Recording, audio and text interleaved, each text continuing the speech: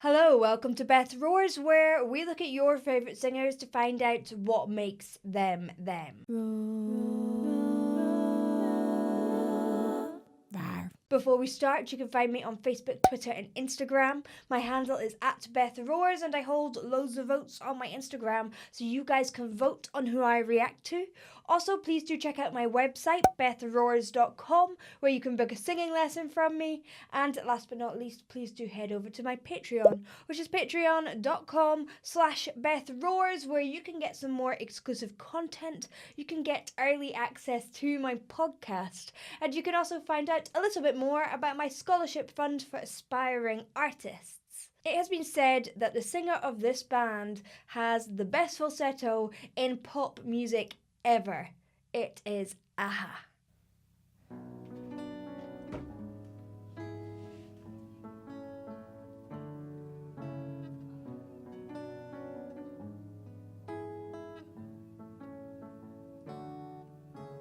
Talking away, oh, I don't know what I'm to say, I'll say it anyway. Today is another day to find you shying away.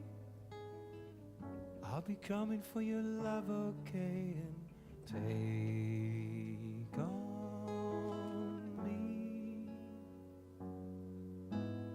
Take me on.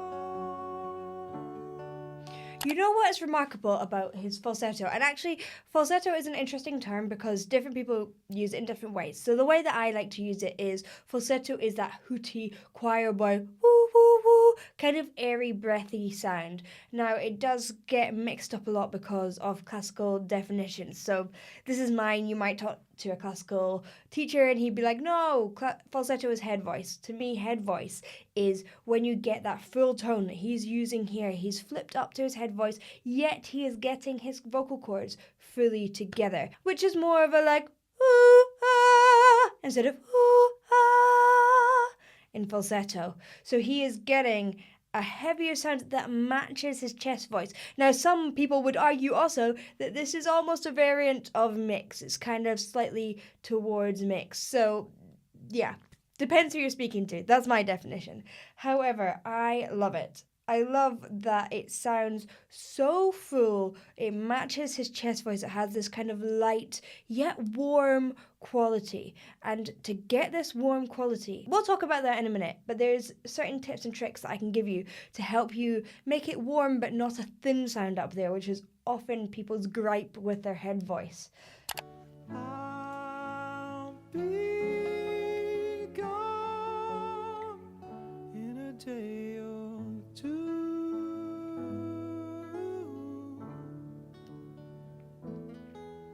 So needless to say, I'm odds and ends, but that's me, I'm stumbling away. I feel, see that lady just lying there?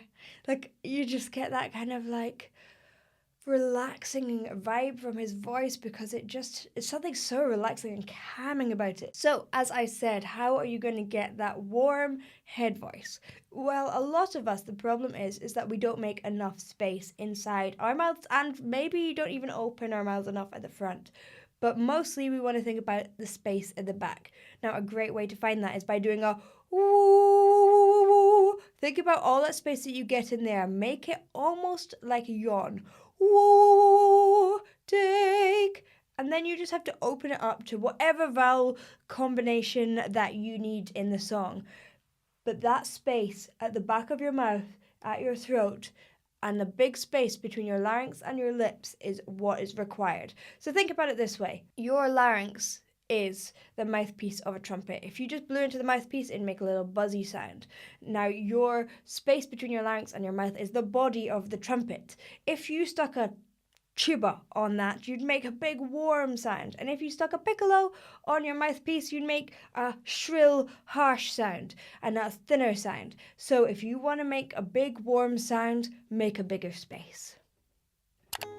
Slowly learning that life is okay, and say after me, is so relaxed. It's no better to be safe than sorry, and take on me. And it's so relaxed and resonant at the bottom as well. Take me on. I'll be gone in a day or two. God, there's something quite emotional about this, simultaneously calming. So you see there with his in-ears, this is an interesting thing. I find this a lot when I've used in-ears. Sometimes I like to be able to hear myself acoustically when I sing. Sometimes people use one ear rather than both ears, although I've heard that that isn't so good for your ears. However, that's probably why he's taking his in-ear out.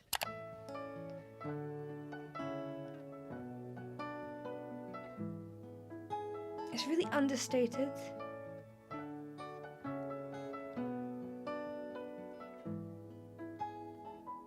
I mean, I know that's the point of Unplugged, but... And all things that you say, is it life or just to play my worries away? You're all the things I've got to remember. You're shying away. I'll be coming for you anyway. Take on me. Take me on. It's that tone. I'll be gone in a day or two. Just the layers of sad and then kind of calm and melancholy. I'll be gone in a day or two.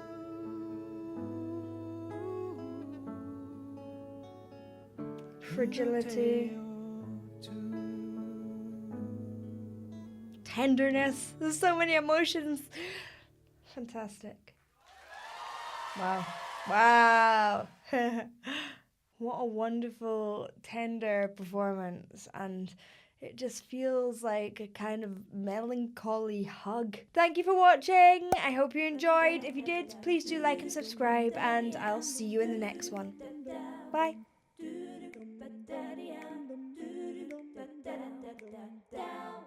Bye.